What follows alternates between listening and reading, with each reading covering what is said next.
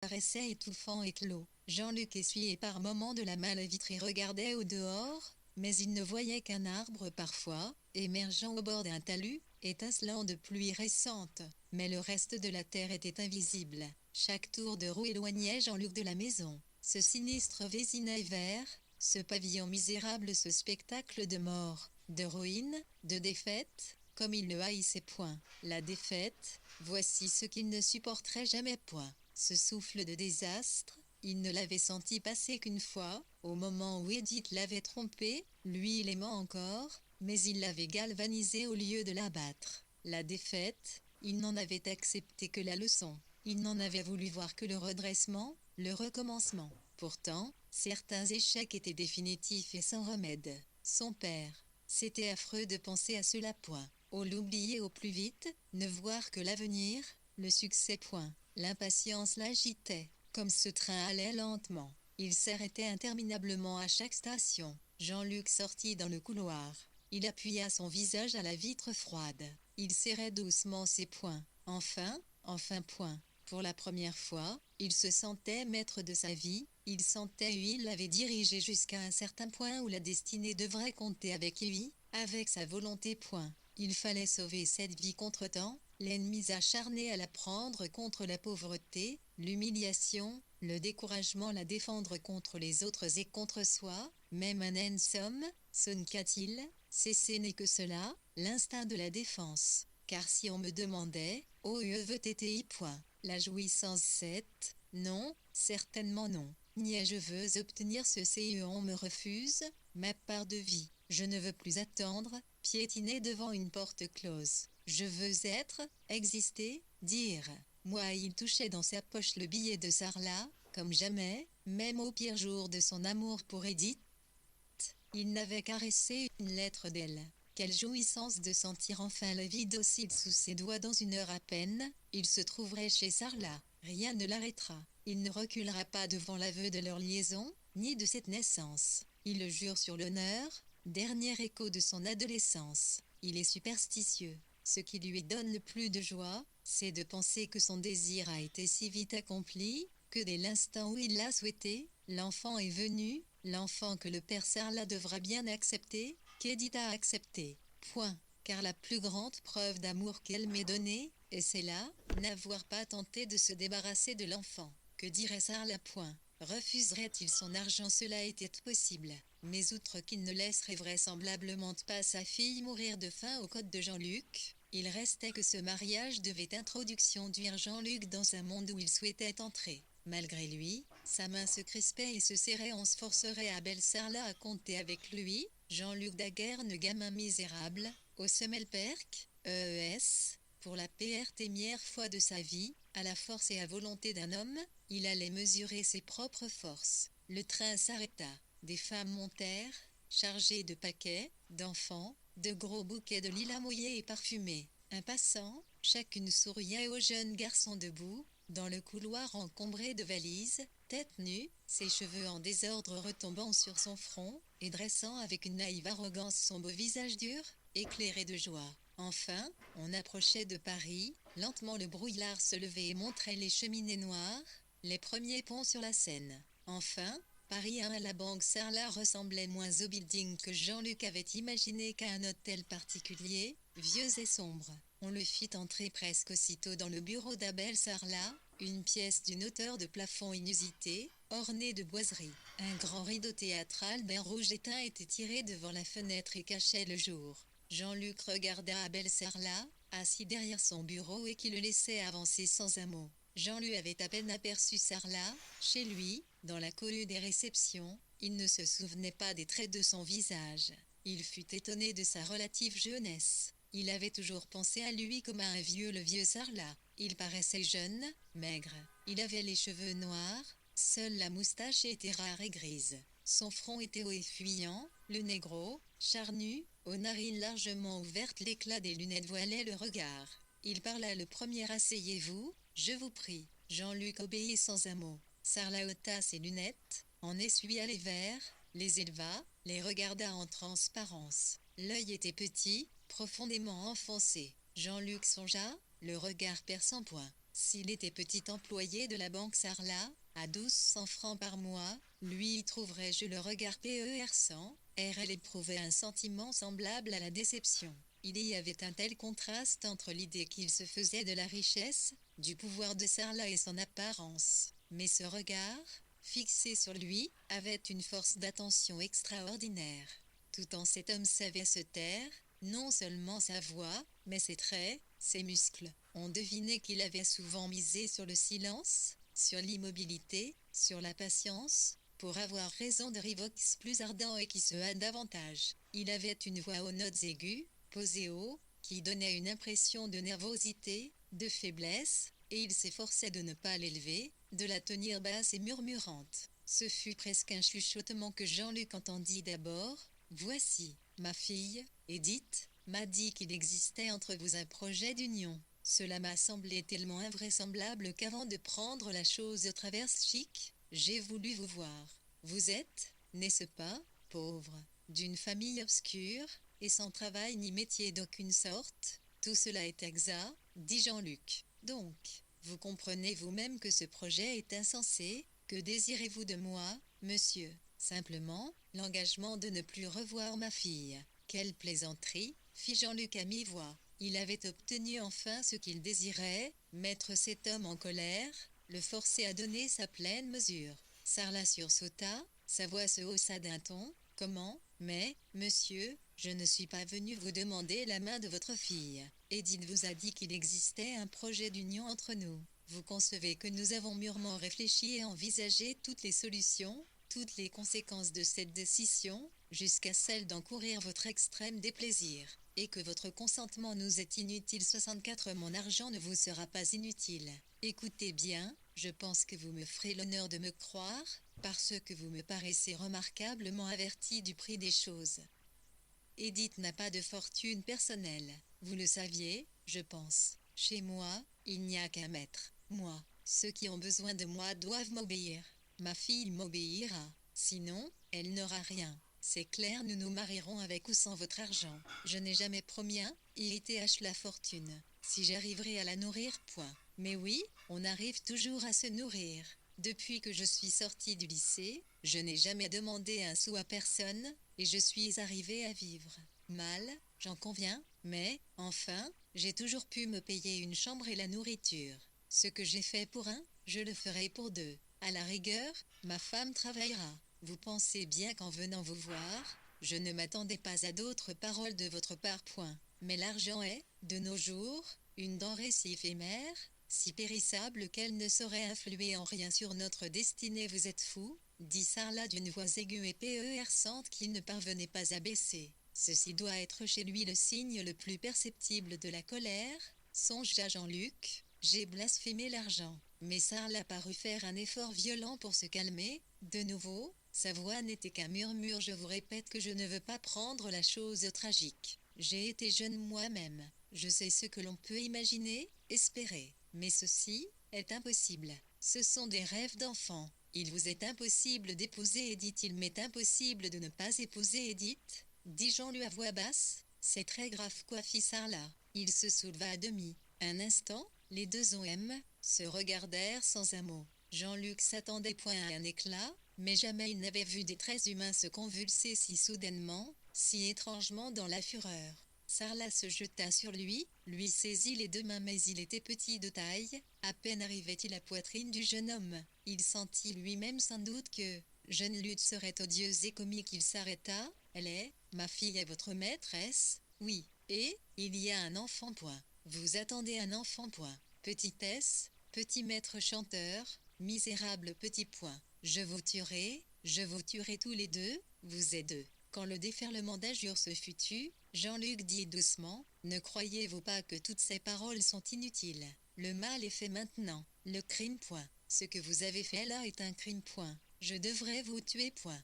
Point. Ces financiers sont les derniers romantiques, songea Jean-Luc. Il savait bien que Sarlat devrait consentir. Il ressentait cette lucidité surhumaine que donne la fièvre.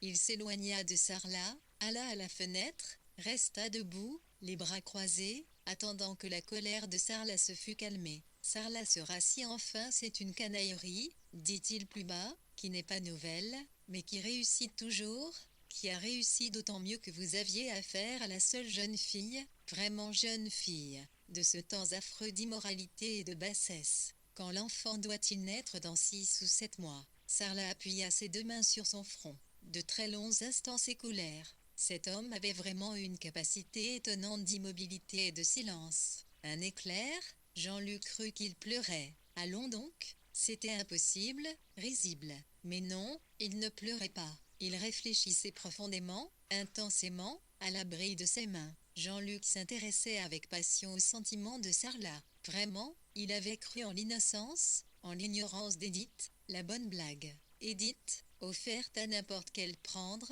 Edith qui n'était garçon qui eût désiré la queue sans et n'avait pas plus de sœur ni de cervelle que la plus froide poupée point. Il la connaissait si bien maintenant, et ce pauvre homme, si sincèrement indigné, si douloureux. C'était bouffon, touchant, comme Edith lui ressemblait, pourtant, elle avait les mêmes mouvements et ce regard, oui, la fixité de ce regard, à certains moments. Pourtant, ce Sarla, lui, ne devait guère être tourmenté par les sens. C'était étrange. Il y avait en Sarla, avec cette capacité d'attention, quelque chose de bizarre, qui rappelait la force d'absorption du maniaque, songea Jean-Luc. Le temps passait pourtant. Sarla ne levait pas la tête. Jean-Luc prit son manteau jeté sur une chaise. Préférez-vous m'écrire ce que si Suez avait décidé, demanda-t-il doucement. Lentement Sarla abaissa les mains qui cachaient son visage. Vous avez fait le malheur d'Edith, mais le vôtre aussi, croyez-moi. Vous vous voyez déjà riche, heureux,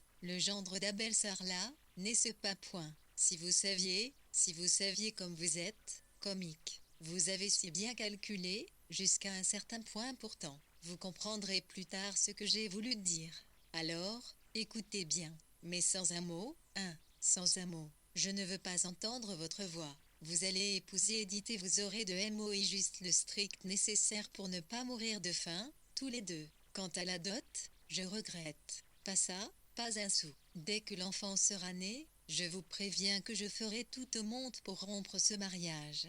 Vous voilà prévenu, vous ne pourrez pas dire que je vous ai prise en traître 67, ce sera à moi de me défendre.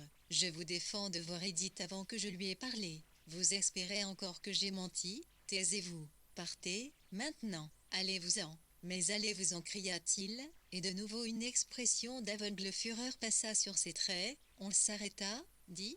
Quand un assassin égorge devant vous votre enfant, on peut se défendre, et ici. Allons, partez. Je vous souhaite à tous les deux de ressentir, un jour. Il se tut, ouvrit la porte devant Jean-Luc. Allez. Jean-Luc partit 12 quelques semaines plus tard. Le mariage eut lieu. Abel Sarla ne versait aucune dot. Son seul cadeau au jeune couple consista en 1000 actions de la banque, qu'il fit déposer au nom de sa fille. De plus, tous les mois, son secrétaire devait envoyer 3000 francs à Edith. Il avait pris prétexte de la mort récente de Laurent Daguerre pour exiger que le mariage fût célébré de la manière la plus simple. Il y eut une courte cérémonie à l'église. Edith était pâle, visiblement souffrante. Madame Sarla, agenouillée, pleurait sous son chapeau rose. Abel Sarla était abîmé sur son prie-dieu, le front dans ses mains. Il était étrange de le voir ainsi. Au moment où le prêtre parlait, Jean-Luc vit son beau-père lever le visage. Il était livide, mais il ne regardait ni Edith, ni Jean-Luc. Il les avait oubliés. De nouveau Jean-Luc fut frappé de la fixité presque maniaque de ce regard. Enfin, Abel Sarla baissa la tête et couvrit encore une fois sa figure de ses mains serrées. Dès que le mariage fut terminé, après un froid baiser sur le front de sa fille, il partit. Il leur avait laissé l'auto, et les jeunes gens quittèrent Paris pour Fontainebleau, où ils vécurent quelques jours. Avant son départ, Jean-Luc avait pu passer quelques instants avec Dourdan, et, à lui seul, il avait avoué que ce mariage, maintenant qu'il était accompli, ne lui donnait pas de joie, mais une inquiétude qu'il ne parvenait ni à comprendre, ni à émailler sans circonflexe risé. Mais il le fallait, répétait-il. Ce mariage, c'est un tremplin. Dès quelques jours passés à Fontainebleau, Jean-Luc ne garda d'autre souvenir que celui de flots de froide et lourde pluie, ruisselant sur les vitres de l'hôtel d'Angleterre, et d'un lit en désordre, où il se réveillait parfois, au petit matin. rêvant qu'il était encore dans sa misérable chambre, au-dessus du ludo, et ne comprenant pas pourquoi ce corps chaud de femme était couché à côté de lui. Après la mort de Laurent Daguerne, la maison du Vésinet était vide, la famille était partie jusqu'en octobre en province, chez une parente de Mathilde. Ce fut là que les jeunes Daguerne décidèrent de vivre jusqu'à la naissance de l'enfant. Le samedi, ils allaient à Liré, la propriété des Sarlat, en Seine-et-Marne, et ils y restaient jusqu'au lundi. Liré était une maison très belle, entourée de prés, de vergers, de bois, de telle façon que n'ayant qu'un jardin de médiocre étendue, elle paraissait cependant dominer toute la province. Aussi loin que pouvait aller le regard, il ne rencontrait que des arbres et des champs. Sarlat arrivait le samedi dans la soirée, très tard et repartait le surlendemain. Il était entouré de sa cour habituelle, Calixte Langon, Armand Le Sourd, d'autres hommes encore, financiers ou politiciens. Jamais il n'adressait la parole à Jean-Luc. Pendant les dîners du dimanche, Jean-Luc occupait une des dernières places, au bas bout de la table, entre l'ancienne gouvernante d'Édith et le secrétaire de Sarlat. Seule, sa belle-mère parfois lui souriait, mais à la dérobée, avec timidité, craignant visiblement d'en effreindre les ordres stricts de Sarlat. Sarlat lui-même parlait peu. Jamais, à cette table, n'était tolérée une allusion libertine ou simplement légère. Les dîneurs criaient tous à la fois, riaient, mais lui se contentait d'écouter, la tête penchée, avec cette expression odieusement trompée par une femme en qui il avait mis toute sa confiance. J'ai vu sa douleur. C'était atroce. Sa faiblesse était d'y croire que tous et toutes la prenaient pour confidente, pour amie. Je suis la camarade de ma fille, disait-elle, et de son mari, qui, ni à elle ni d'autre, n'avait jamais parlé de ses affaires ou de ses plaisirs. Il n'entreprend rien sans me consulter. Il est perdu sans moi. À Liré, elle vivait étendue dans un petit salon mauvais jonquille, aux murs ornés de livres précieux. Elle était la dernière des bibliophiles, elle n'avait jamais coupé les pages des précieux grands papiers enfermés dans les bibliothèques aux grilles d'or. Les beaux livres, disait-elle en fermant à demi les yeux, ne se lisent pas, mais se respirent comme des fleurs. Sur une petite table, à côté d'elle, était toujours posé un Shakespeare, édition de poche, relié de dinguerie. Elle ne l'ouvrait jamais, mais, lorsqu'elle descendait au jardin, on entendait sa voix plaintive, appelant la femme de chambre, Juliette, mes gants, mon ombrelle et mon Shakespeare. À table, pendant les longs dîners, Jean-Luc n'ouvrait pas la bouche, mais regardait et écoutait de toute son âme. Il entendait parler Calixte Langon. Il regardait ses beaux yeux vifs qui erraient dans l'espace sans jamais se fixer. Il écoutait la voix de Langon. Cette voix célèbre, dont Lise Sarlat disait, le ministre a une voix de sirène, tantôt douce et caressante, tantôt aux sonorités presque métalliques. Avec quelle perfection il en jouait, comme de tout son visage, de ses traits, de ses belles mains, remarquables de finesse, d'agilité, les doigts en fuseau, un peu renflés vers les phalanges et affilés du bout. Des 72 mains de prestidigitateurs, d'illusionnistes. Parfois il les élevait jusqu'à sa bouche, les croisait doucement sous ses lèvres et de là, la moitié du visage masqué, il lançait sur les convives des regards qu'il eût voulu perçants, scrutateurs, mais qui étaient si éclatants, si mobiles qu'on ne voyait d'eux que la flamme et aucune pensée. Il répugnait parler de chiffres, de faits, mais était son affaire lorsqu'il était question d'idéal, d'abstraction. Il disait, avec une nonchalance charmante, soyons précis, et même un peu sec. Et c'était le lyrisme, l'envol. Sa bonhomie était délicieuse. Parfois, il tentait de la voiler, il fumait son cigare avec l'expression méditative et concentrée de l'enfant au sein et laissait murmurer autour de lui, le ministre est soucieux, ce soir. Mais bientôt, cela l'assommait. Il riait, faisait du charme, plaisantait, s'enivrait d'approbation, de louanges, et jetait de côté et d'autre des clins d'œil ravis, malicieux, complices, comme s'il eût pensé, suis-je drôle, un point. Et avec cela, personne n'est plus sérieux que moi, vous savez point. Je suis littéralement infatigable. On l'écoutait avec un mélange de flagornerie apparente et de moquerie cachée, puis, dès qu'il se taisait un instant, tous les hommes parlaient à la fois, à un diapason aigu, nécessaire pour dominer le tumulte de 20 ou 24 personnes assemblées dans un petit espace. Les femmes, en général un peu ternes, écoutaient sans rien dire, un vague sourire figé sur leurs lèvres. Elles croisaient leurs mains devant elles, de façon à donner tout leur éclat aux belles bagues dans les derniers rayons du soleil. Puis Armand le sourd prenait à son tour la parole. Celui-là était tout chair et tout muscle, épais, le teint intérieur coloré, le nez gros, mais les narines fines et mobiles, la bouche bien rouge et bien grasse, les cheveux bruns, drus, formant un épi au-dessus du front, l'oreille sanglante. Fortement Orléans avait l'accent bourguignon, rocailleux, l'élocution lente. Il disait mon vieux fond d'avarice paysanne, et ma prudence de paysan. Il se laissait aller à un véritable lyrisme lorsqu'il était question de son village, de sa maison. Quoique dans l'ordinaire ses discours eussent moins d'éclat que ceux de Calixte Langon. Lui-même le sentait et tâchait de vaincre par l'ironie lourde, un accent de sincérité paysanne, mais quand il parlait de son beau de terre, j'ai, moi aussi, un lopin de terre, disait-il.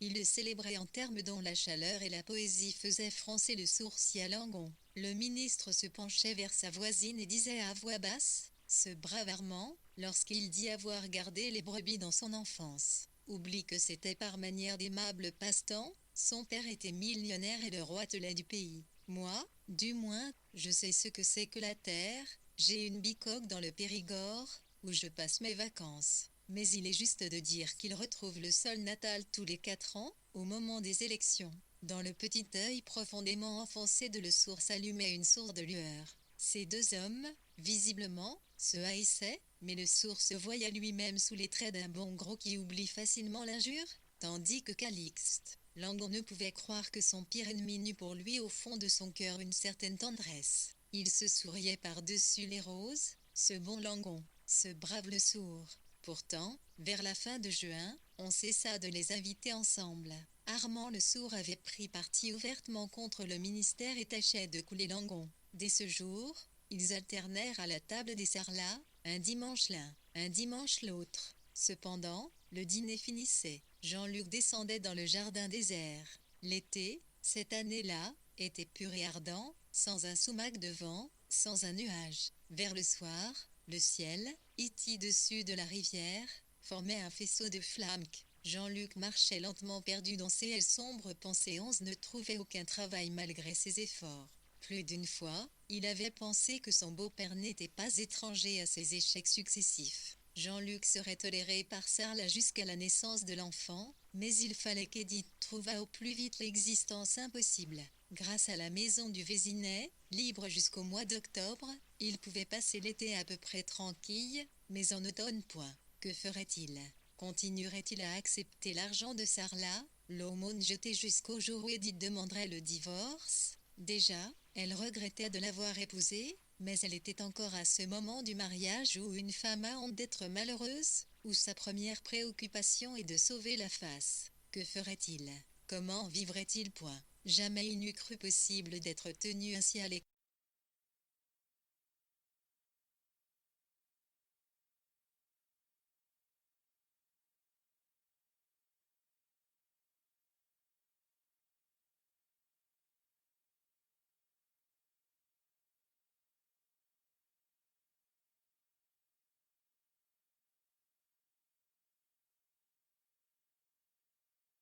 De substantiel, de sérieux, de presque menaçant, une tristesse sans égale, un sentiment de spoliation furieuse. Il était affreux de voir le monde avancer autour de soi et soi-même rester immobile, malgré de terribles, de vains efforts. Il lui semblait que sa vie était définitivement perdue. Il n'y avait Jean-Luc marchait lentement perdu dans ses sombres pensées. Onze ne trouvait aucun travail malgré ses efforts. Plus d'une fois, il avait pensé que son beau-père n'était pas étranger à ses échecs successifs. Jean-Luc serait toléré par Sarlat jusqu'à la naissance de l'enfant, mais il fallait qu'Édith trouvât au plus vite l'existence impossible. Grâce à la maison du Vésinet, libre jusqu'au mois d'octobre, il pouvait passer l'été à peu près tranquille, mais en automne point. Que ferait-il? Continuerait-il à accepter l'argent de Sarlat, l'aumône jetée jusqu'au jour où Édith demanderait le divorce? Déjà, elle regrettait de l'avoir épousé, mais elle était encore à ce moment du mariage où une femme a honte d'être malheureuse, où sa première préoccupation est de sauver la face. Que ferait-il? Comment vivrait-il point? Jamais il n'eût cru possible d'être tenu ainsi à l'écart, d'une manière aussi vigilante, aussi implacable point. Pour tous ces hommes qui formaient la cour habituelle de son beau-père, il n'était qu'un enfant sans importance. À peine le voyait-il.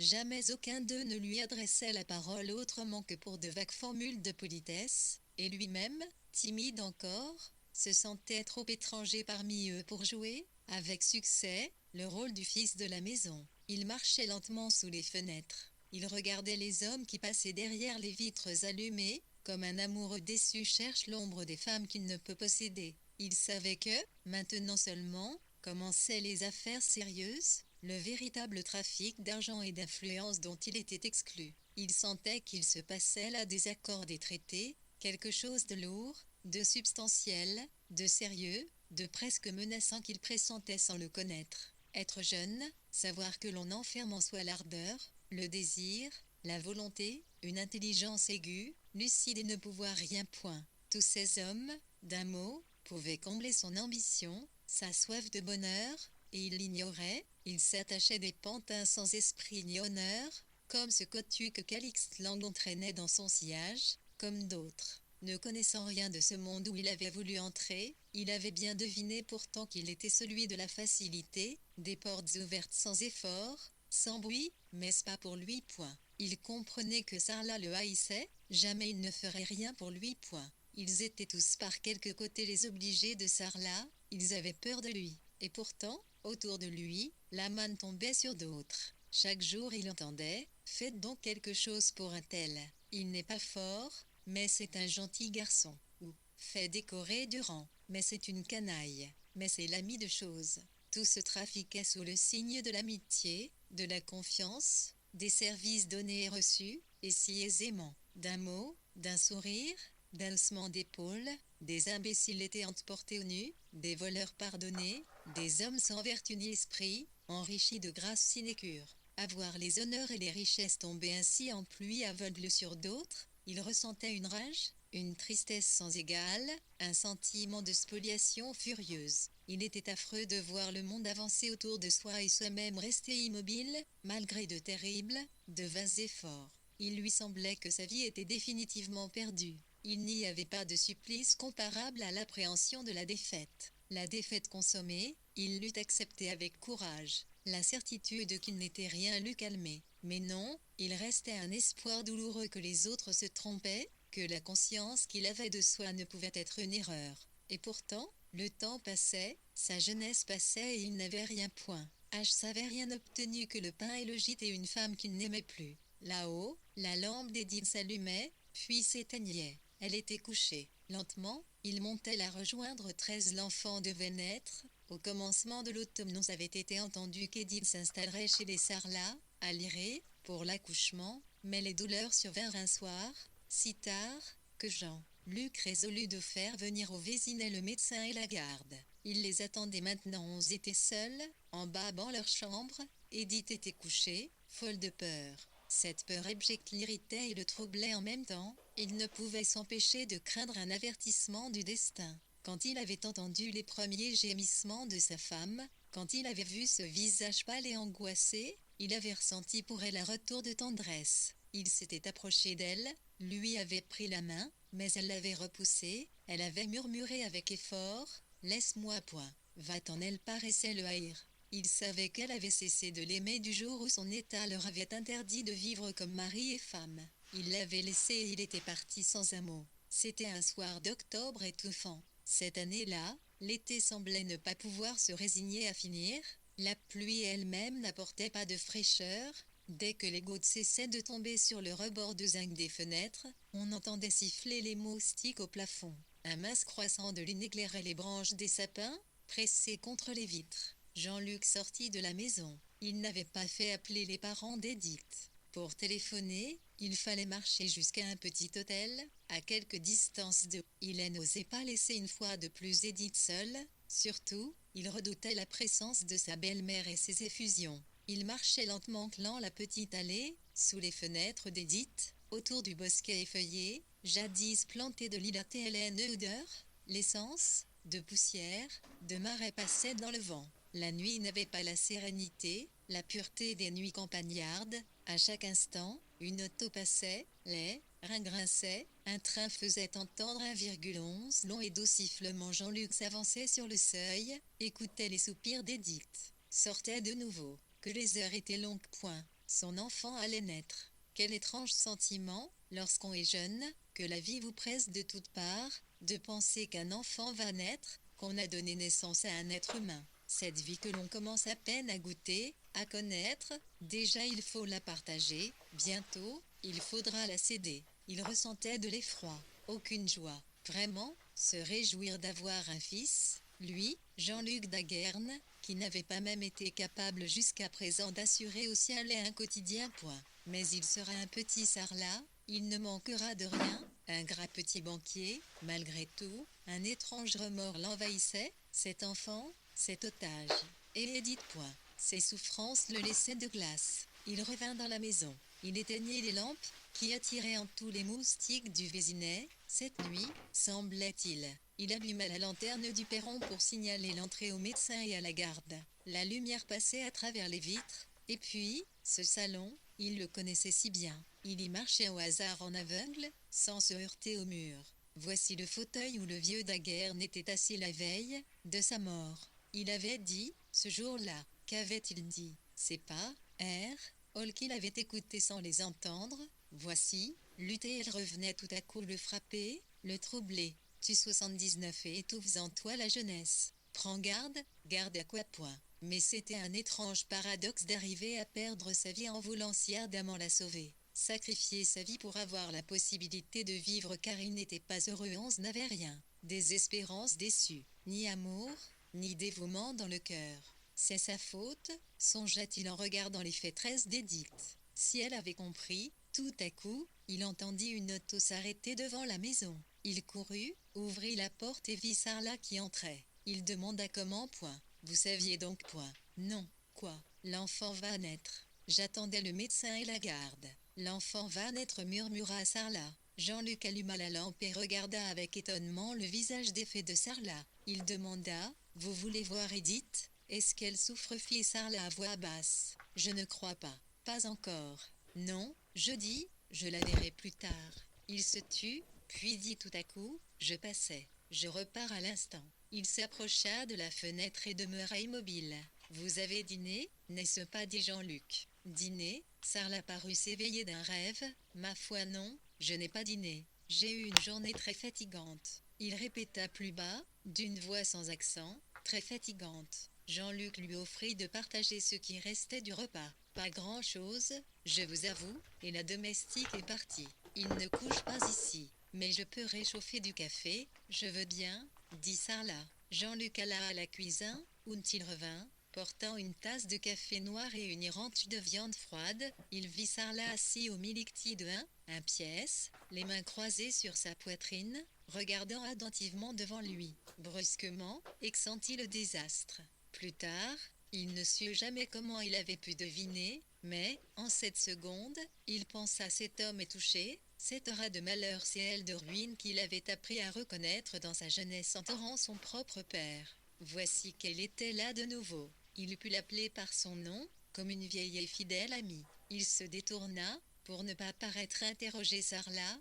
même du regard. Il lui tendit la tasse et mit 2 morceaux de sucre. La tasse ébranle. Je ne connaissais pas cette maison, dit Sarlat. Non, elle est laide, n'est-ce pas? On entendait une voiture approcher. Cette fois-ci, c'était l'accoucheur et la garde. Jean-Luc les fit entrer, et tous trois montèrent chez Edith. Elle était couchée sur le côté, le visage éclairé par la lumière d'une lampe à son chevet. Ses traits paraissaient moins douloureux qu'irrités contre la souffrance. Elle demanda, « Pourquoi n'êtes-vous pas monté aussitôt? Docteur, le docteur vient d'arriver, dit Jean-Luc. Je vous ai entendu parler en bas. Ton père est là, dit Jean-Luc, en baissant la voix. Papa, murmura Edith. Prévenir?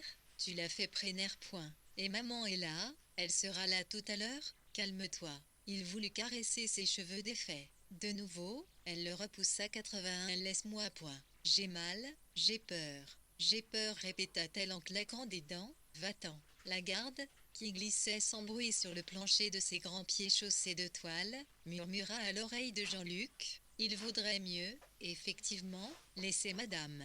Tout se passera le mieux du monde, fit l'accoucheur en haussant les épaules.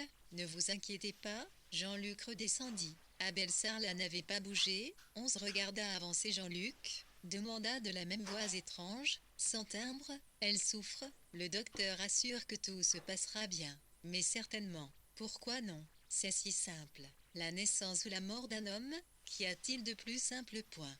Fit-il tout à coup avec un accent d'angoisse. Monsieur, vous paraissez malade, dit Jean-Luc en s'approchant de lui. Est-ce que je puis vous aider? Sarlat tressaillit. Malade point. Oh, je me porte à merveille. Je suis fatigué seulement, j'ai eu une journée harassante. Il se tut. Qu'est-ce que je disais point? Oui, harassante. J'étais à Paris de bonne heure. J'ai vu des gens, de beaux salauds, entre parenthèses. Les gens sont de beaux salauds, mon petit. Je crois que nous n'avons jamais parlé bien intimement. Mais ce que je vous dis aujourd'hui, c'est le fond même de mes pensées. Les hommes sont immondes. Il se tut de nouveau, passa avec lenteur la main sur son front. Je n'avais pas envie de rentrer chez moi. Je voulais embrasser Edith. Maintenant, il est trop tard. Je m'en vais. Je ne la verrai pas. Vous lui direz que je voulais la voir. N'attendrez-vous pas l'enfant? L'enfant point. Ah, oui, il parut prêt à demander. Quel enfant? Neuf l'enfant point. Peut-être, oui,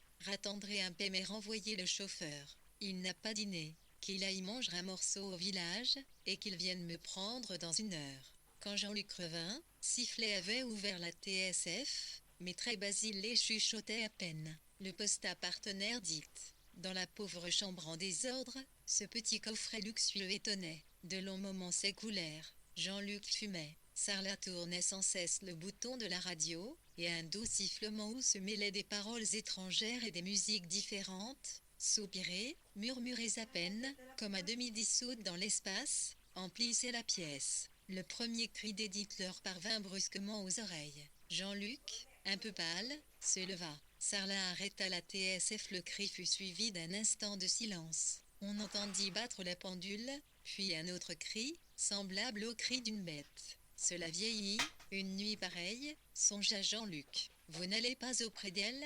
Non. À quoi bon? Fit Jean-Luc, les dents serrées. Malgré tout, il quitta le salon, monta quelques marches et là, dans l'escalier obscur, appuyé, effacé contre le mur, il attendit. Les cris d'Edith devenaient plus effrayants, plus aigus. Jean-Luc ressentit tout à coup le désir intense d'être seul. Il regarda avec haine le dos de Sarlat à travers la porte ouverte. Qu'est-ce qu'il est venu faire ici? Accourir embrasser sa fille à 11 heures du soir, sans avoir dîné, toutes affaires cessantes. Il doit être, pour le moins, à la veille du suicide point. Mais non, il a bu. Je l'ai toujours soupçonné de boire, ou quelque chose d'analogue. Hachet trop austère, trop chatouilleux sur les questions de morale et de contrôle de soi.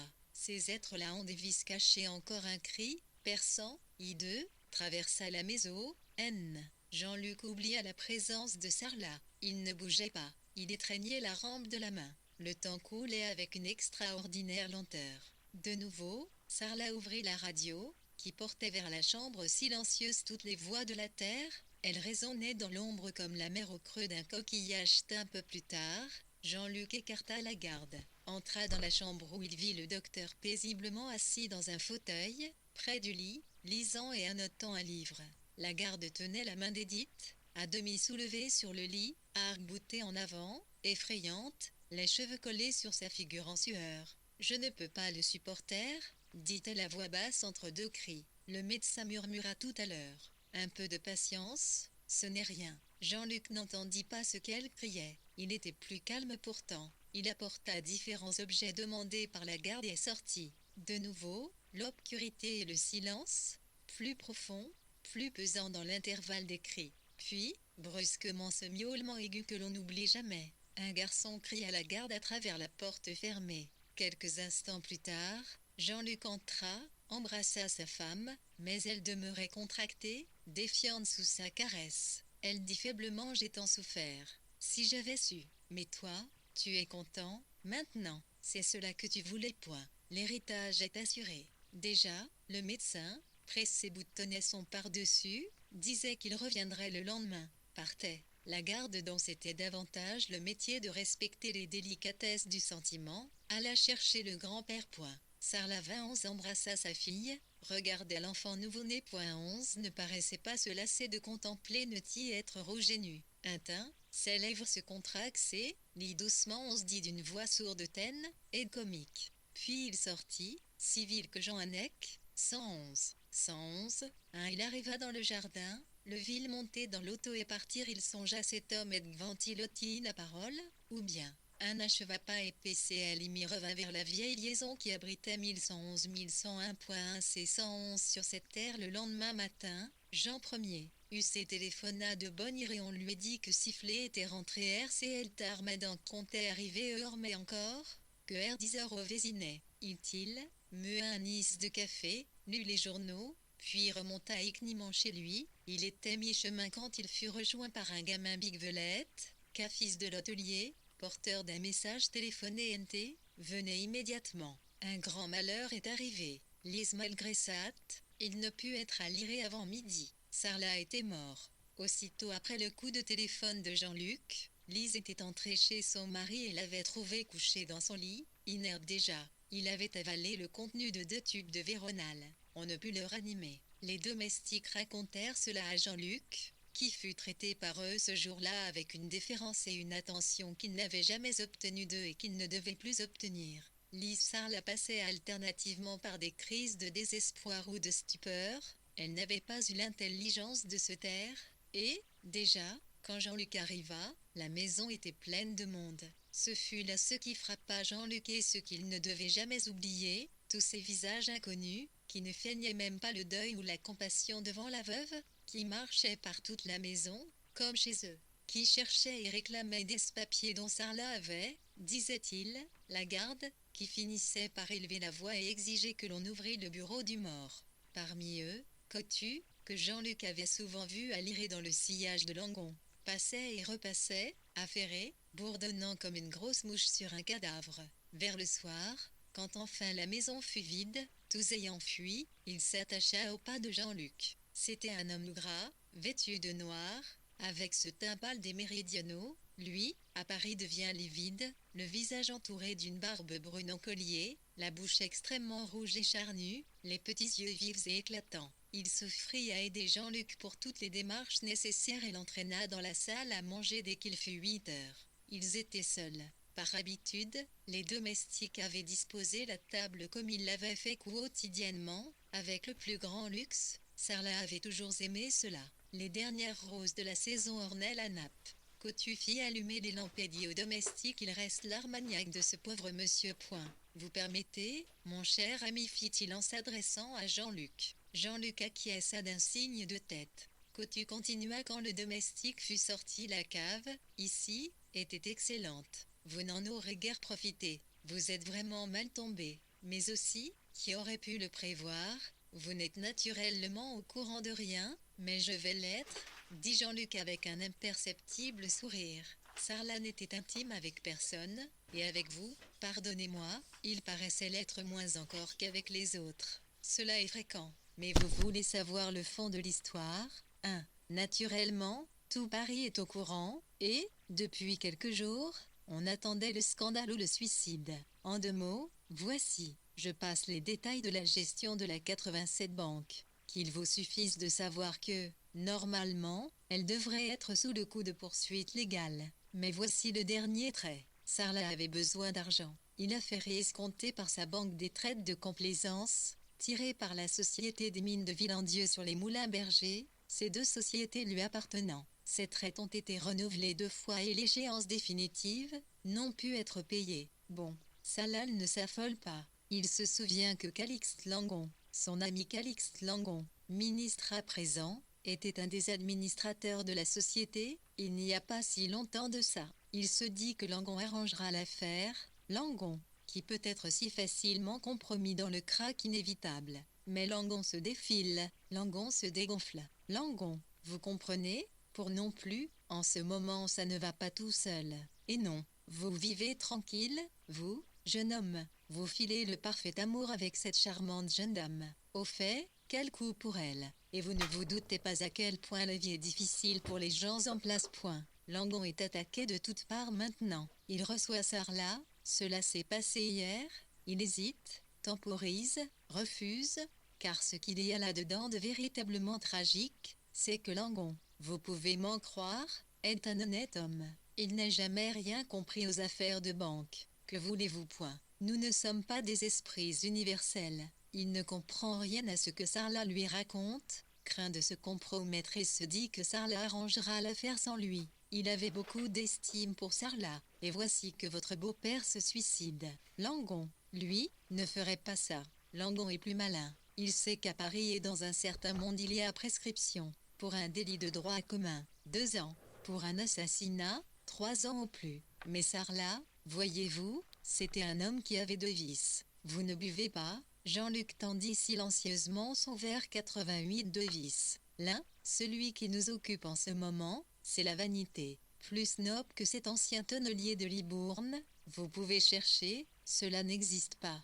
Pour baiser la main d'une duchesse, pour recevoir, chez lui, traiter à sa table monsieur l'amiral ambassadeur, pour donner de soi une certaine idée, une certaine impression, il a mieux aimé se tuer que perdre tout cela. Lui voir-est fermer devant lui certaines portes. Ne vous y trompez pas, il nomme celui rarement pour de l'argent perdu. Il se tue plus facilement pour ne pas déchoir dans l'esprit des autres. C'est cela qu'on nommait autrefois la crainte du déshonneur. C'est la vanité et un homme ne se voit jamais comme il est. S'il avait le courage de s'avouer, je suis une canaille, un voleur, il serait plus fort que les autres, il serait sauvé. Mais un homme qui agit comme un voleur et qui s'est persuadé toute sa vie qu'il agit comme un honnête homme, qui le croit, qui croit que les autres le croient, ne supporte pas de voir changer l'idée que les autres peuvent avoir de lui. Et puis, on a beau crâner, il y a certaines sensations que l'on presse, que l'on n'a jamais éprouvées, mais que l'on presse. Le procès, les mains qui refusent de serrer la vôtre, la prison. Il se renversa sur sa chaise, une main à la vieille eau-de-vie. Il avait l'élocution facile, les gestes amples, étoffés, la voix grasse, chauffée par le vin, la nourriture, un secret contentement maintenant. Vous voulez savoir comment l'argent est parti, mais d'abord, rappelez-vous, Sarla, austère, silencieux, froid, qui ne souffrait en sa présence aucun propos libre ou simplement léger. Vous devinez, une maîtresse, une point. 10, 100, 1000, mon cher. Mais cet homme se est ruiné pour les femmes. C'est le dernier de la race, je crois. Après, il n'y en aura plus. Mais sa fortune a fondu dans les mains des femmes. Il t'est 89 et grâce, du genre Emma West. Et remarquez que personne ne le savait. Langon lui-même ne se doutait de rien. Moi, j'avais été frappé de certaines choses. Il se tut, dit à voix basse, j'avais appris qu'une certaine maison de Paris vivait presque uniquement des largesses de votre beau-père. Il avait des goûts. Alors, si je comprends bien, il ne reste rien. Ah, pour cela, je ne sais pas, il faut attendre l'inventaire. Mais les dettes doivent être bien au-dessus de l'actif. La mort de mon beau-père éteindra-t-elle toute poursuite judiciaire? Point. Y aura-t-il un procès? Cotu écarta les bras. Ah ça, je ne sais pas. Cela dépend des possibilités de Langon. Cela dépend de beaucoup de choses. Mais, en ce qui vous concerne, je crois que le plus sage serait de renoncer à l'héritage. À ce propos, on m'a dit que votre beau-père vous avait fait présent de 1000 actions de la banque. Point. C'est bien le chiffre, n'est-ce pas? Point. Le reste des actions, celles dont la loi lui permettait de disposer, du moins, il les avait rachetées, il les possédait lui-même, lui seul. Cela est également typique. C'était un tyranno. Vous avez dû en savoir quelque chose, un point. Tout cela est assez terrible pour vous, jeune homme, mais y est instructif, ô combien. Vous voyez la vie sans phare, les hommes sont des ais. C'est précisément ce que me disait mon beau-père hier soir, dit Jean-Luc. Comment? Vous l'avez vu? Oui. Affit simplement Cotu. Il se rejeta sur le dossier de sa chaise et caressa doucement sa barbe. Enfin, il sourit à Jean-Luc. Disposez de moi, mon cher ami, en cas de besoin, est-ce promis? Certes, murmura Jean à 90. Le domestique entra, disant que madame était là près du corps et elle demandait ces messieurs. Le reste de la nuit ne fut que larmes et cris de Lise. Vers le matin, Léanine veilla son beau-père pendant quelques heures s'étardait le mort au visage. Bien des choses s'éclairaient, mais son propre avenir, comme paraissait sombre 15 après la mort de Sarla, il ne resta rien. En quelques semaines, la veuve vit vendre les autos, les meubles, jusqu'au petit salon mauvais jonquille, jusqu'aux éditions originales, qui atteignirent à peine le prix de 20 francs l'exemplaire. Cela, ce fut, pour Lise Sarla, le coup le plus douloureux. On lui montrait les chiffres, et elle refusait de croire. Elle s'écriait, mais mes Japon, mes Chine, mais je suis volée. Point. Cette femme, qui n'avait recherché des hommes et des choses que le côté exquis, comme elle disait, maintenant ne voyait que le mal. Elle soupçonnait la noirceur des gens les plus disposés à lui venir en aide. Jean-Luc, avec ses derniers sous, avait racheté le chaque SPA relié de dinguerie, s'imaginant lui donner une dernière joie. Elle le remercia à peine, voilée de noir, ses longs crêpes traînant à terre, assise au milieu des meubles sous-scellés, dans le salon de l'Irée, elle murmurait « Volée, j'ai été volée toute ma vie. Volée et trompée », répétait-elle avec une énergie farouche, car on n'avait pas songé à tenir secrètes les causes de sa ruine. Comme le lait, après l'orage, elle avait tourné allègre. Jadis généreuse, dépensière, elle ménageait un morceau de sucre, du vieux linge. Jean-Luc dut batailler avec elle pour qu'elle consentît à acheter à son mari une pierre tombale, non qu'elle éprouvât un désir de vengeance, mais parce que chaque sou, à 92.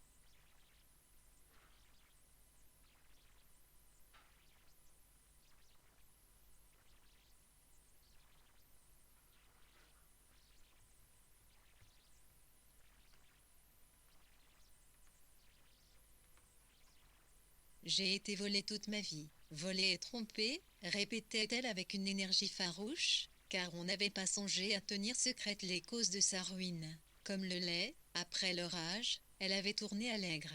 Jadis généreuse, dépensière, elle ménageait un morceau de sucre, du vieux linge. Jean-Luc dut batailler avec elle pour qu'elle consentît à acheter à son mari une pierre tombale, non qu'elle éprouvât un désir de vengeance, mais parce que chaque sou, à 92 rangs vestige de sa dot, elle refusa de vivre avec les Paguerne. S'imaginant qu'il s'emparerait de cet argent, elle alla s'installer chez une parente éloignée, en province. Jean-Luc, cependant, avait dû quitter la maison du Vésinet, que Mathilde Daguerre revenir habiter avec ses enfants, et qu'elle songeait à transformer en pension de famille. H reprit son ancien métier, il vendait de la soudure pour les appareils de TSF et des boîtes de parfumerie. L'appartement où ils habitaient à présent était petit, sombre, étroit, presque un logement d'ouvriers, derrière le jardin des plantes. Il venait à peine de s'y installer quand Jean-Luc reçut un mot de Coutu, qui lui fixait un rendez-vous, dans une brasserie, près de la gare Saint-Lazare. À la table de marbre, une de ses narines ouvertes, de sa bouche luisante, tendue comme pour un baiser, l'odeur de la choucroute et des saucisses de Strasbourg, Coutu l'attendait. Il respirait la joie. Il offrit un boc à Jean-Luc, considéra avec attention le visage fatigué du jeune homme. Les vêtements teints dans le noir tournaient au vert, sous l'aveuglante lumière.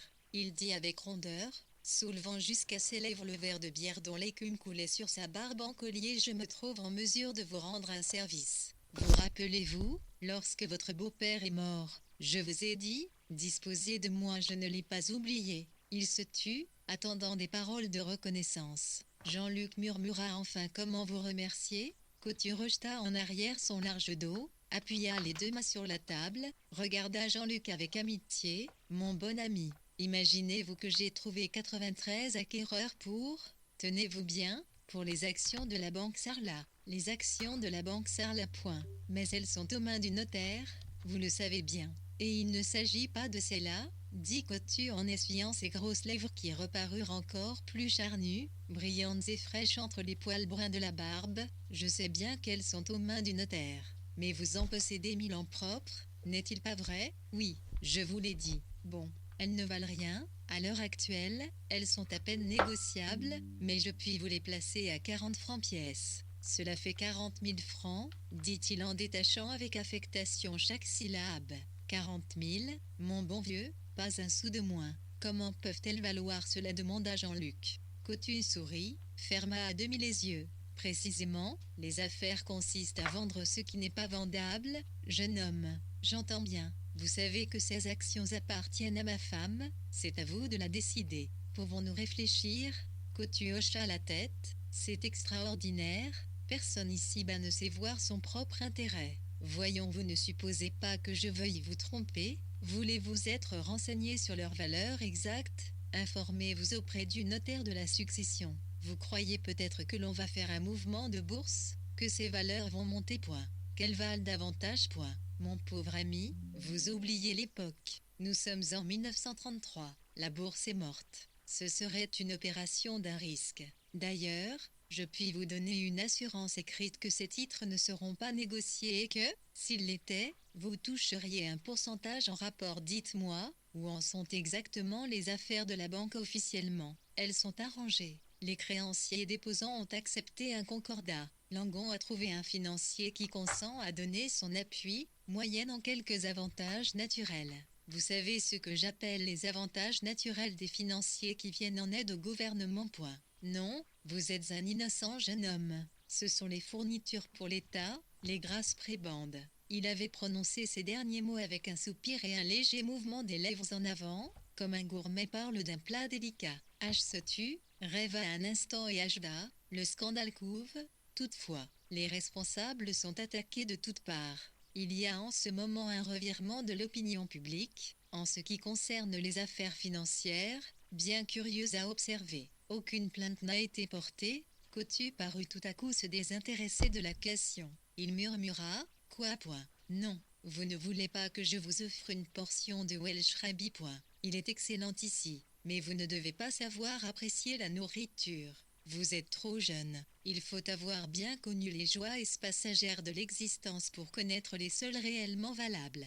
Un bon plat, un bon cigare, voici ce qui ne vous lassera jamais. Alors, à quand votre réponse? Jean-Luc se leva. Demain. Quand il eut quitté Cotu, il revint lentement chez lui. Il marchait, pressé par la foule, sans la voir. Il essayait vainement de comprendre le mystère de cet achat d'action. Certes, elle ne valait rien, et pourtant, 40 000 francs. Il s'irritait, on se voyait deux combinaisons qui devaient s'imbriquer l'une dans l'autre comme les morceaux d'un puzzle, mais un fragment de connaissance lui manquait et le jeu tout entier se défaisait sous ses yeux. Il y avait là une intrigue dont Cotu seul, jusqu'ici, tenait tous les fils. Il lui déplaisait de se laisser manœuvrer, les yeux fermés, par Cotin. Certes, la sagesse eût consisté à accepter avec calme une combinaison, quelle qu'elle fût, qui lui rapportait 40 000 francs, à lui, Jean-Luc, qui ne possédait pour tout bien que les maigres sous qu'il gagnait avec tant de peine. Mais que valaient 40 000 francs, au taux d'aujourd'hui point. Un an de vie, 2 ans à peine. Et après, on n'allait pas acheter une librairie ou un dépôt de vin, toute solution raisonnable en une autre époque, où il existait des placements sûrs. Il pouvait envisager une vie plus tranquille, plus confortable pendant quelques mois, épargner à Edith certaines difficultés matérielles qui, à ses yeux de fille jadis fortunée, semblaient un désastre, une déchéance sans égale. Mais il songea avec la plus triste franchise, je ne me soucie pas d'Edith le bonheur.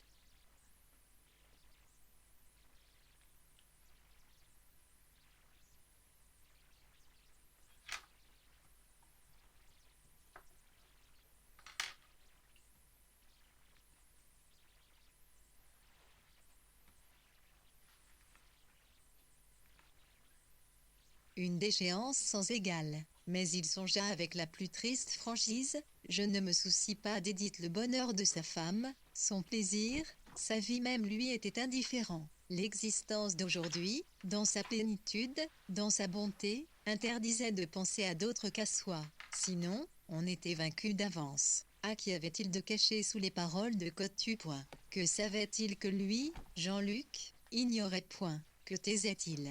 Et, tout à coup, il revit l'expression du visage de Cotu, cette feinte froideur quand lui, Jean-Luc, avait demandé, aucune plainte n'a été déposée. On s'arrêta brusquement dans sa marche. Il longeait une petite rue vide, il frappa vivement ses deux mains l'une contre l'autre. C'était cela point. C'était limpide point. L'acheteur éventuel des actions, Cotu, ou un autre agissant en prête non, porterait plainte. Il fallait qu'une plainte fût portée pour déclencher le scandale contre Langon. Langon, ancien administrateur de la banque, déjà compromis, résistant et surnageant par miracle, était celui que l'on voulait atteindre. Calix Langon n'était-il pas le patron de Cotu point? Qui c'était cela, et pas autre trahit-on le plus facilement chose? Il sourit, il y a quelqu'un qui vendrait son âme pour savoir ce cher Langon. Mais moi, que puis-je faire point? Et pourtant, il est impossible de fournir à Cotu des armes sans même savoir quelle sera l'issue de la bataille. Cela me paraît insupportable. Une intrigue, quelle qu'elle soit, mérite d'être suivie, du moins. Mais cela ne suffit pas. Oh non, cela ne suffit pas. Ce Langon, tel que je le vois, Tel que je l'imagine, il est facile à prendre. Pourquoi le laisser couler sans essayer de me servir de lui, comme mon beau-père s'en est servi, comme l'ineffable Côte tu veux s'en servir point. Oui, mais comment? Il regarde à l'heure. Pourrait-il voir Dourdan? Il n'avait pas rencontré Dourdan très souvent ces derniers mois, mais, instinctivement, comme au temps de l'adolescence et de l'extrême jeunesse, c'était vers lui qu'il se tournait. En lui parlant, il éclairerait ce qui pour lui-même demeurait obscur. Dourdan, depuis plusieurs semaines, ne travaillait plus. Il paraissait avoir de l'argent, pourtant, il habitait la chambre de la rue Férou. Jean-Luc le trouva là, couché sur les petits canapés, à demi vêtu. Quand Jean-Luc eut poussé la porte, il se dressa d'un bond, le visage décomposé, puis il se recoucha en murmurant « Tu m'as fait peur ». Je dormais. Jean-Luc s'assit à côté de lui. « Écoute », dit-il brusquement, « j'ai devant moi deux données d'un problème que je ne puis exactement comprendre. Je crois avoir trouvé une solution. Dis-moi si tu la crois exacte. » Dourdan l'écouta avec attention, hocha la tête sans doute. « C'est cela. Mais je ne comprends pas ce qui t'inquiète. Rina, l'y à prendre l'argent et à te taire. Peut-être y aurait-il autre chose à prendre, mais cela dépend de Langon. Ou, plutôt, cela dépend l'idée que je me fais de Langon, ainsi le connaît. Je le vois sous certaines couleurs qui, si elles sont exactement vues, peuvent faire ma fortune. D'autre part, si je me trompe, si je n'ai pas la connaissance, l'intuition de ce caractère, je perds à la fois et toute espérance et mes moyens d'action. En d'autres termes, que faut-il préférer? De l'argent, ready cash, mais une petite somme qui ne pourra rien faire pour moi, pour l'avenir que je rêve, ou bien la possibilité de m'attacher à Langon, de pénétrer enfin dans ce monde que je convoite, et par la bonne porte, cette fois-ci, celle des confidents, des complices. Le jeu est dangereux. Pourquoi? Quel est le risque? Mourir de faim. Depuis le temps que je l'envisage, j'y suis habitué. D'ailleurs, on ne meurt pas de faim. C'est une image. Mais la vie est si dure que l'on finit par penser, effort pour effort, risque pour risque, autant essayer de gagner le maximum, de faire un beau record. Mais tu es terriblement handicapé, fit Dourdan. Certains risques ne sont pas compatibles avec l'exercice du mariage et de la paternité. Je l'ai cru, dit Jean-Luc à voix basse, mais, maintenant, c'est fini. Il regarda le grand lit où, pour la première fois, il avait été l'amant d'Édith. Il chercha la petite photo de femme, entrevue une fois. Elle était toujours là. Verrait-il un jour cette Marie Bélanger, à 15 ans? Dourdan et lui s'étaient juré que jamais ils ne connaîtraient leurs maîtresses respectives, pour ne pas courir le risque qu'une femme vînt entière entre eux. Leur amitié paraissait alors si précieuse, 98 plaçable.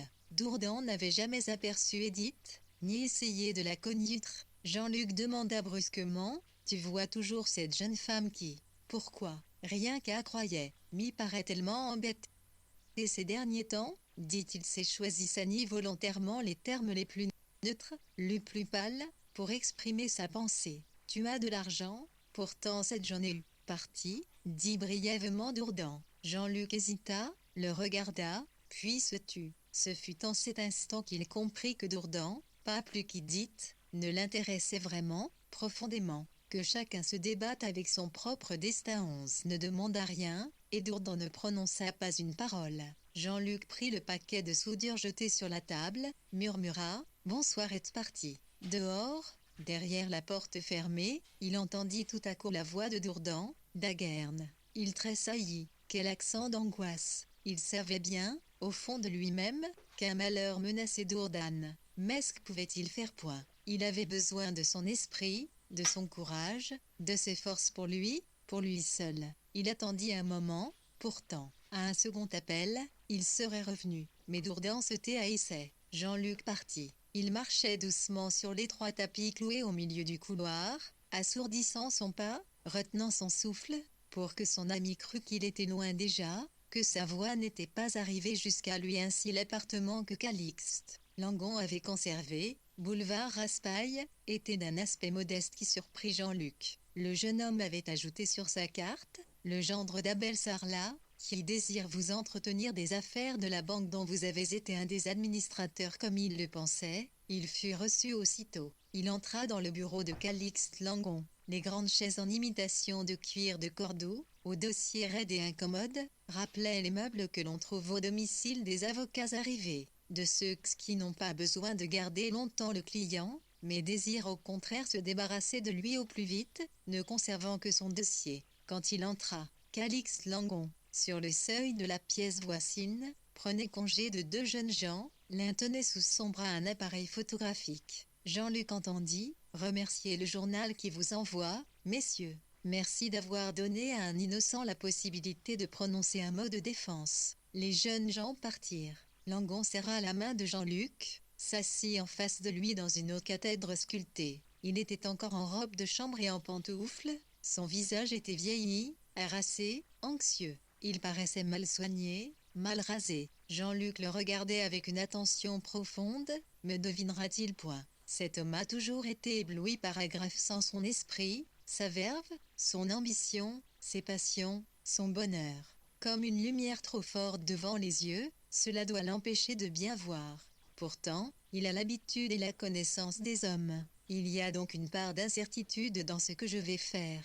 Mais ceci est l'amusement du jeu. Pardonnez-moi, dit-il, de venir vous importuner, mais j'ai été approché par quelqu'un. Vous me permettrez de ne pas dire son nom, du moins pour le moment. Quelqu'un lui désire acheter, dans un but que je devine, 1000 actions de la banque Sarlat, actuellement en ma possession. Langon croisa ses deux mains à la hauteur de ses lèvres et les décroisa vivement. Quel but, dit-il après un instant de silence? Celui de déposer une plainte en justice, je n'en doute pas. Langon se tut. Il s'efforçait de rester impassible, mais ses yeux, que Jean-Luc avait toujours vus si éclatants, si pétillants, semblaient éteints tout à coup, profondément enfoncés dans l'orbite. Il demanda enfin, « On vous a demandé de vendre ces actions, quelle somme vous a été offerte? » 40 000 francs. Langon soupira. « Vous venez me demander sans doute de racheter ces actions à un prix supérieur, point. Je le ferai volontiers, et sans marchander. Il n'entre pas dans mes habitudes de marchander lorsqu'on me rend un service.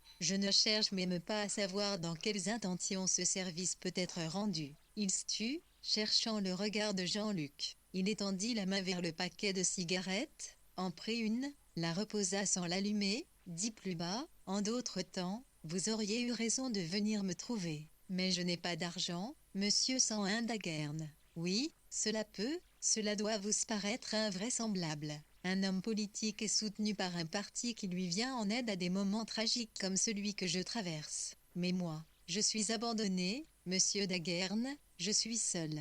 Mes anciens amis sont prêts à me jeter par-dessus bord, moi point. Concevez-vous cela, moi, qui sens fausse vanité puis me dire l'unique homme d'État digne de ce nom que ce parti ait produit et qu'il produise jamais. Car, enfin, vous me connaissez, vous savez quelle action ma parole a sur la jeunesse, par exemple, eh bien c'est moi qu'ils veulent perdre. Ils ne comprennent pas, les insensés, qu'ils se perdront eux-mêmes. Je suis l'âme du parti. Comprenez-vous? Un vent de panique a soufflé. Ils m'emportent. Ils s'imaginent qu'en me sacrifiant, ils éviteront que le discrédit soit jeté sur eux. Et de quoi s'agit-il? Je vous le demande, que l'on fouille ma vie, mon passé, je réponds de la pureté de mes moindres actes. D'ailleurs, tenez, la voici, la preuve, la meilleure preuve.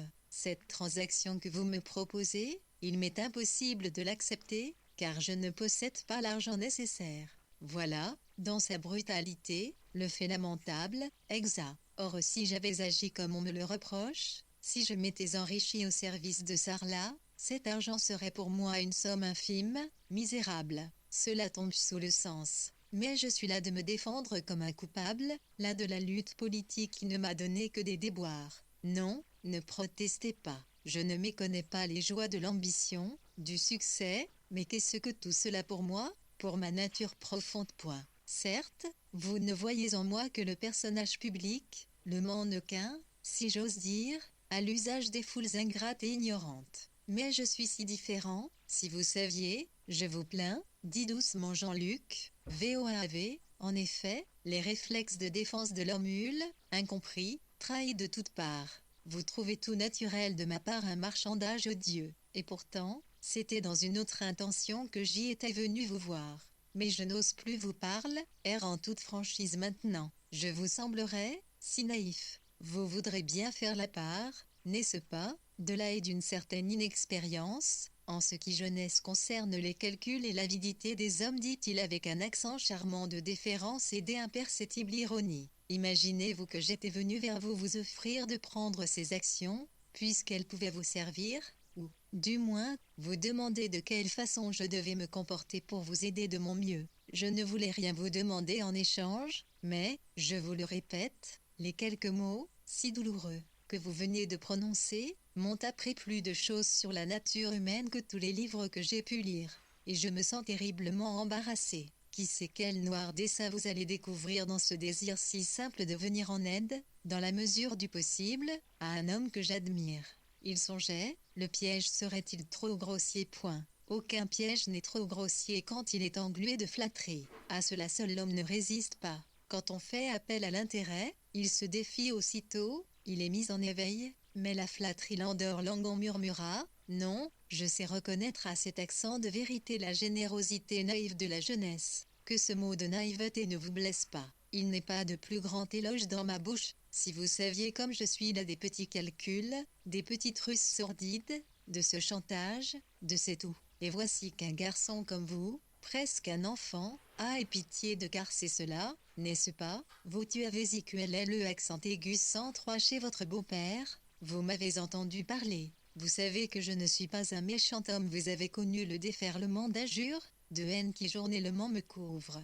Peut-être, un jour, une parque, le de moi, prononcé par chance, vous a touché. Cette comment avez-vous pu deviner? Demanda Jean-Luc et son visage étincelait de feu, et de cette naïveté délicieuse que la jeunesse appelle si facilement sur ses traits.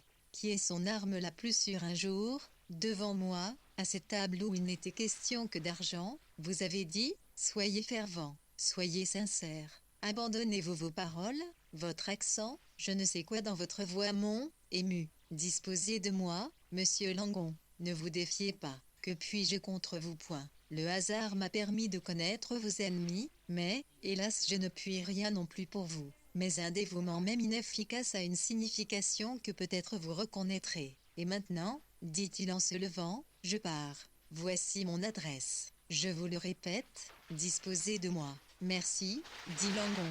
Merci.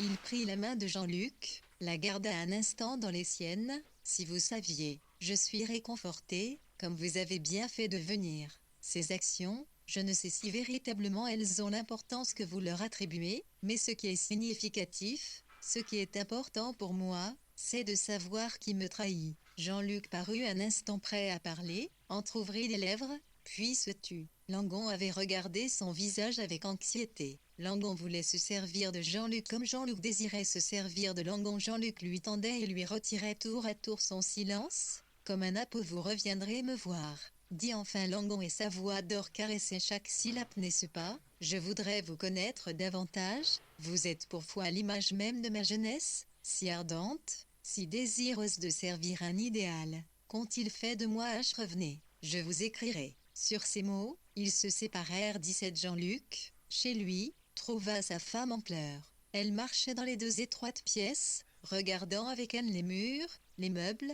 le tablier bleu de la femme de ménage. L'enfant criait, elle se jeta sur son lit et serra les deux mains sur ses oreilles. Je mourrai ici. Jean-Luc la regarda, étonné. Vraiment, il l'avait oubliée. Elle paraissait malade. Il offrit de faire venir le médecin, mais elle, comme une enfant irritée, refusa. Après le dîner, elle fit éteindre la lumière et il se coucha, presque aussitôt, à côté d'elle, heureux de ne la voir ni l'entendre. Enfin, il songeait sans cesse à Langon, à ses paroles. Matériellement, lui, Jean-Luc n'avait rien. Il pensait, je n'ai rien, je ne suis rien, je ne possède pas de moyens de domination. Je ne puis entrer dans ce monde que par ruse, qu'à la remorque de plus fort que moi. Mais Langon est-il fort? Point. Sera-t-il coulé? Point. Cela, c'est la part de hasard. Mais, logiquement, il ne devrait pas l'être. Ils sont insubmersibles, ceux-là. D'ailleurs, je n'ai pas d'autre chance. Si je vends les actions à Cotu, je peux marchander encore un peu, tirer sur la ficelle, obtenir 5 ou 10 000 francs de plus. Mais c'est tout, strictement tout. Donc, se servir de cela seul qui m'appartient, une certaine connaissance des hommes. Langon est un vaniteux, qui prise par-dessus tout l'admiration des hommes. Il est plus vaniteux qu'ambitieux. Les hommes de ce type cherchent dans le pouvoir une forme d'amour. Il est seul maintenant, sevré de ce tribut de louanges qu'il aime. Un jeune garçon, désintéressé, une amitié fidèle, tout cela qu'il eût négligé hier encore, doit maintenant avoir acquis pour lui un certain prix, savoir si plus tard. Mais cela, c'est mon affaire.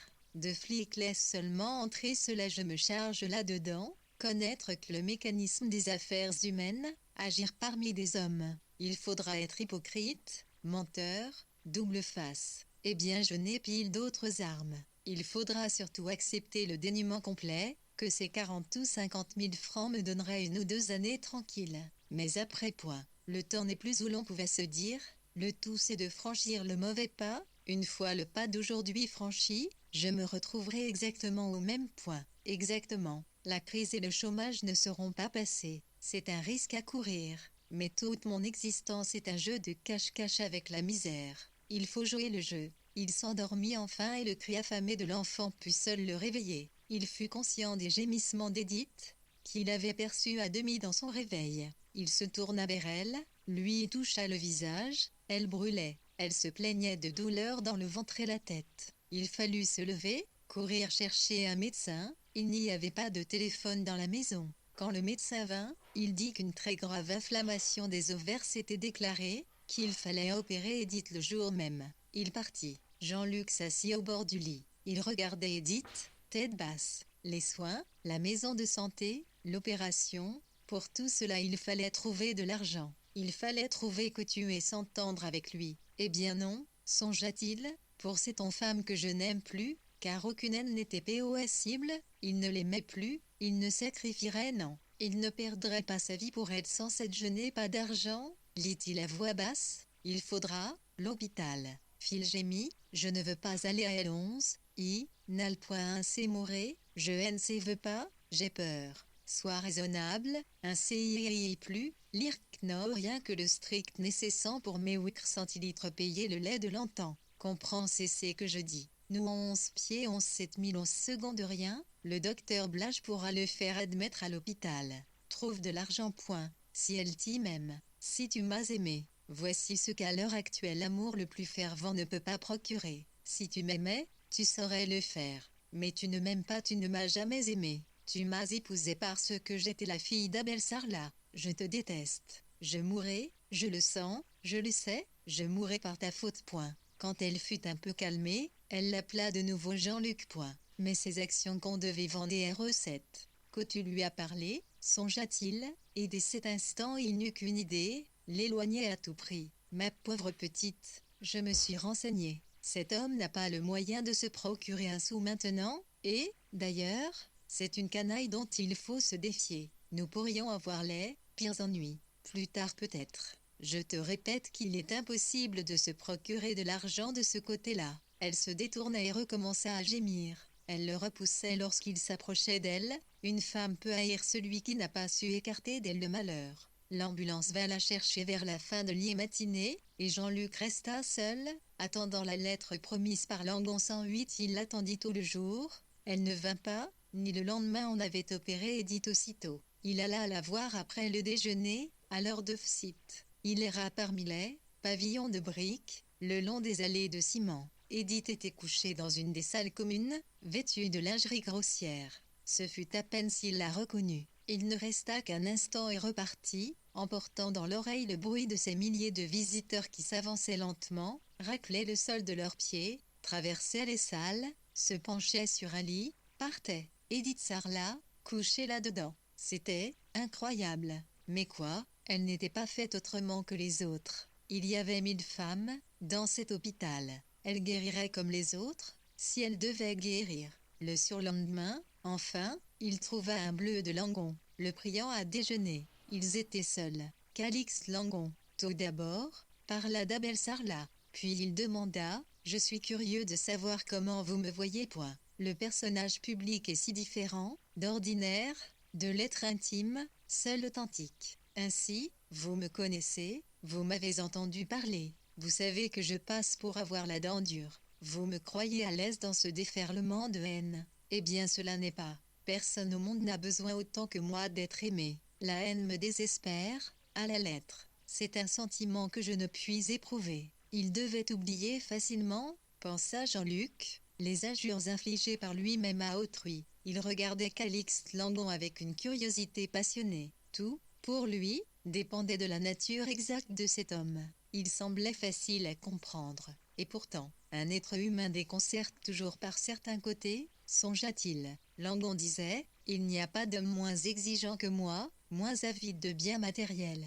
Vous me croyez ambitieux, point. Mais je ne recherche que la paix, l'amitié. Je vivrais clan une chambre nue, 4 murs blanchis à la chaux me suffiraient, quelques livres. Il était sincère, et non seulement pendant qu'il parlait, il était exact que le décor des 4 pièces où il vivait était simple et qu'il paraissait s'y plaire. Il abandonnait le ministère dès qu'il le pouvait pour rentrer chez lui, disait-il.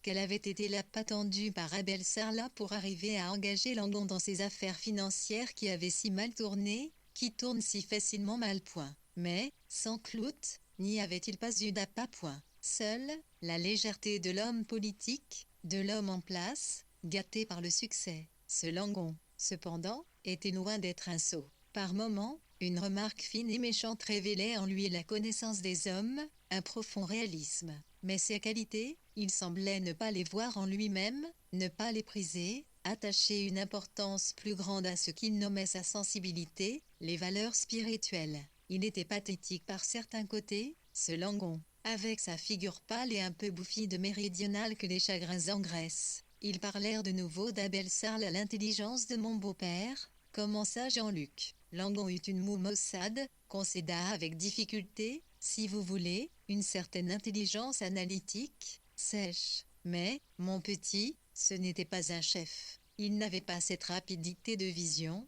de jugement qui sont le don suprême. Et puis, l'intelligence n'est pas ce qui, personnellement, m'attache aux êtres. Qui, aujourd'hui, n'est pas intelligent point. Cela court les rues. Mais l'intuition, la sensibilité, Sarlat en manquait totalement, et ce souci de l'argent. Il écarta les bras, d'un mouvement qui découvrait largement le cœur. Sans dit j'avoue que je ne comprends pas. De trouver en face de lui ces jeunes hommes différents, peu à peu il éprouvait de nouveau un sentiment de plénitude. Il sourit à Jean-Luc qui avait prononcé le mot de réussite. La réussite n'est qu'une question d'habitude, cela s'incorpore à votre être, en quelque sorte, et on ne peut plus s'en passer, je le confesse, mais cela ne lionne pas le bonheur. Croyez-moi, mon petit Daguerne, le bonheur, ce sont vos 20 ans. Oh vous fouillez, à vos points. Vous n'avez pas de besoin, la jeunesse est pauvre, mais heureuse dans sa pauvreté. D'ailleurs, vous, les jeunes, vous avez aujourd'hui des goûts de spartiates, n'est-ce pas point? Cette vie rude, le camping, les sports d'hiver, ces randonnées par les routes, jeunes gens et jeunes filles mêlées, la liberté, qu'y a-t-il de mieux, de plus grisant point? La jeunesse n'a besoin que de liberté, n'est-il pas vrai point? Si vous saviez combien je vous envie. Il tomba dans une rêverie profonde, il soupira, et voici, mon cher, l'homme authentique caché derrière celui que j'appellerai le personnage, le mannequin à l'usage des foules. Avouez qu'il vous étonne. Avouez. Il était à présent ivre de tendresse et de pitié pour lui-même, cependant, il n'avait pas oublié ses plans, savoir exactement qui, dans son entourage, le trahissait. Par quelques phrases prudentes, il sonda Jean-Luc. Je suspecte tout au monde, mais plus à Enseyen, mes plus chers amis. Si vous saviez comme il est contraire à ma nature de soupçonner le mal. Ainsi, Cotu que vous connaissez, on s'arrêta, regarda Jean-Luc, et Jean-Luc se permit le petit mouvement des paupières que Langon épiait. Langon dit vivement, c'était Cotu, n'est-ce pas point? À m'y attendre. Un être que j'y ramasse dans la boue, un être qui me doit tout point. Cotu le cochon point. Lui, cela me navre. Il paraissait réellement frappé au cœur, et Léon lui s'émerveilla du tenace idéalisme des hommes.